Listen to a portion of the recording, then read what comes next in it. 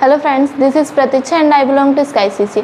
तो आज के इस वीडियो में आपको फंडामेंटल राइट्स, जिन्हें हम ह्यूमन राइट्स भी कहते हैं और इन्हें हिंदी में मूल या मौलिक अधिकार कहते हैं, तो आज इसके बारे में बात करते हैं। तो लोकतांत्रिक समाज में नागरिकों को स्वतंत्र रूप से जीने के लिए कुछ अधिकारों की आवश्यकता होती है। मूल अधिकार उन अधिकारों को कहा जाता है जो व्यक्ति के खुद के अधिकार होते हैं। ये किसी कंपनी या सरकार के अधिकार नहीं होते हैं और इन अधिकारों को ना तो कोई व्यक्ति पड़ोसी हमसे नहीं छीन सकता और ना ही सरकार छीन सकती है। और जबकि कानूनी अधिकार वे अधिकार होते हैं जो मौलिक अधिकार की श्रेणी में नहीं आते और ये हमें सरकार द्वारा प्रदत्त किए जाते हैं, उन्हें हम कानूनी अधिकार कहते हैं और सरकार इन्हें हमसे छीन सकती है। मौलिक अधिकार अमेरिका के संविधान से लिए गए हैं और इन्हें हमने अपने संविधान में भाग 3 में जगह दी है, आर्टिकल 12 से 35 तक। भाग 3 को मैग्ना कार्टा कहा गया, जो कि फ्रांस भाषा का शब्द है और ब्रिटेन में इसका प्रयोग मैग्ना कार्टा में हुआ था। इसके कुछ नियम भी हैं, जैसे कि निलंबित, इसका अधिकार प्रेसिडेंट को होता है। विशेष इमरजेंसी के समय हमारे जो मौलिक अधिकार हैं उन्हें सस्पेंड किया जा सकता है। प्रतिबंध, जिसका अधिकार संसद को होता है।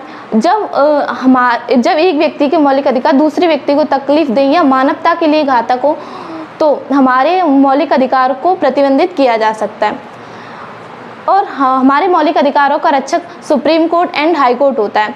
जब हमारे मौलिक अधिकार हमसे छीन लिए जाते हैं और हमें ऐसा लगता है कि हमारे साथ अन्याय हुआ है, तो हम अपने मौलिक अधिकारों की रक्षा के लिए supreme court and high court जा सकते हैं और वहाँ पर हमें वाद विवाद करने का पूरा मौका दिया जाता है।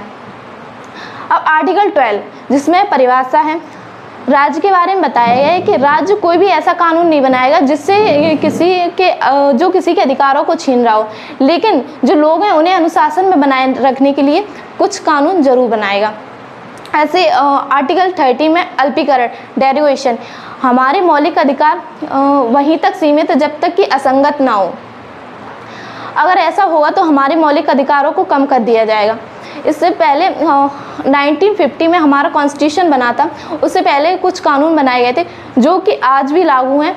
बस शर्त है कि वे किसी भी के मौलिक अधिकार के आड़े ना हो, जैसे कि IPC की धारा, पर्सनल लॉ आदि। और इसमें यह भी स्पष्ट किया गया है कि बाद में भी सरकार ऐसे कानून नहीं बनाएगी जिससे कि किसी के मौलिक अधिकारों का हनन हो। तो फ्रेंड्स, आज के लिए इतना ही। नेक्स्ट पार्ट में आपको मैं इसके आर्टिकल और बताऊंगी।